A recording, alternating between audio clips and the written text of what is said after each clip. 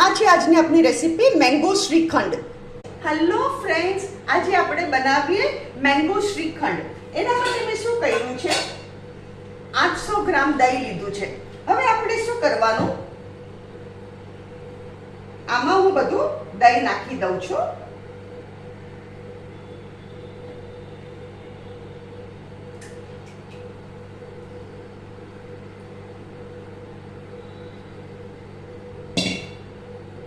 હવે આની છે ને આવી રીતે પોટલી વાળવાની. આ પોટલી બની ગઈ. હવે આને છે ને અહીંયા હું હેંગ કરી દઉં છું.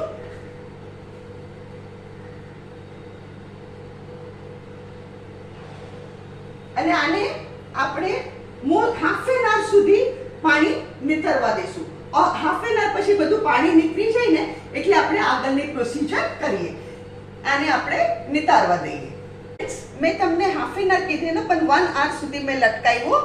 અને આ છે આપણું દહીં. અને મેં શું કર્યું, 2 એલ્ફાન્સો મેંગોઝ લીધા, આફૂસ કેરી. એમાં હાફ મેંગોના પીસીસ કર્યા અને બીજા 1.5 મેંગોનો મેં પલ્પ બનાવ્યો, મિક્સચરમાં ગ્રાઇન્ડ કરીને.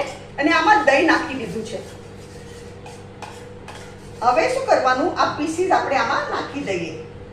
આ ઘરમાં એટલું સરસ બને છે ને કે તમે છે ને બહારનું ભૂલી જશો, એટલું ટેસ્ટી બને છે ઘરમાં. And it's very easy to make. It is not at all time consuming. જરાય આમાં ટાઈમ નહીં લાગે તમને બનાવશો તો.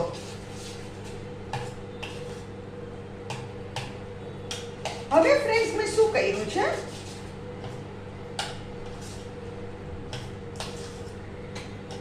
અહીંયા પાવડર શુગર છે. આ શુગર 6 ટેબલસ્પૂન શુગરને મેં પાવડર કર્યું છે. હવે હું આમાં શુગર નાખું છું.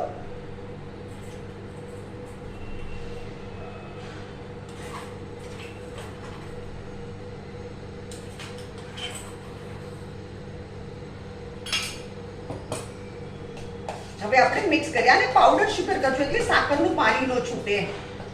પાવડર શુગર કરજો.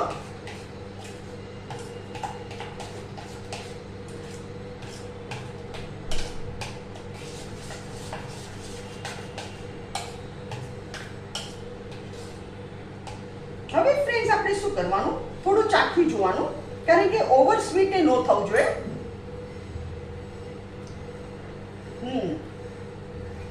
હું આ બધી શુગર નાખી દઉં છું. Total 6 tablespoon sugar.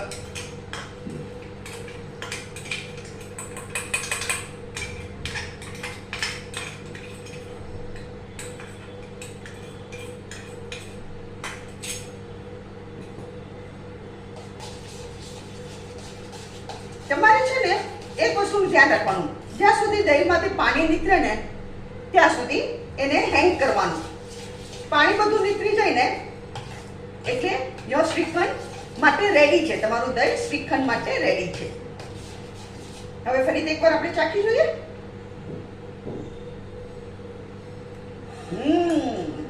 યમ.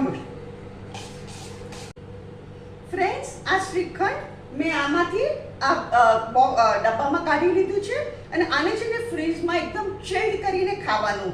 અને તમે આગલે દિવસે બનાવો તો નીચે જ મૂકજો, બીજે દિવસે ખાવા માટે. અને વધારે તમારે સ્ટોર કરવું હોય તો તમે ફ્રીઝરમાં આને મૂકી દેજો, નીચે નહીં રાખતા. એક જ દિવસ માટે તમે નીચે રાખી શકો છો ફ્રીઝમાં. અને આને એકદમ ચિલ્ડ કરીને ખાવાનું. અગર તમને મારી રેસીપી પસંદ આવે તો કમેન્ટમાં જરૂરથી લખો. મારી વિડીયોને લાઈક કરો, શેર કરો. અને તમે રાહ શું જુઓ છો, તમે મારી રેસીપી ઝટપટ બનાવો ને. આ તો તમે જરૂરથી બનાવજો. અને મારી ચેનલને જરૂરથી સબસ્ક્રાઈબ કરો.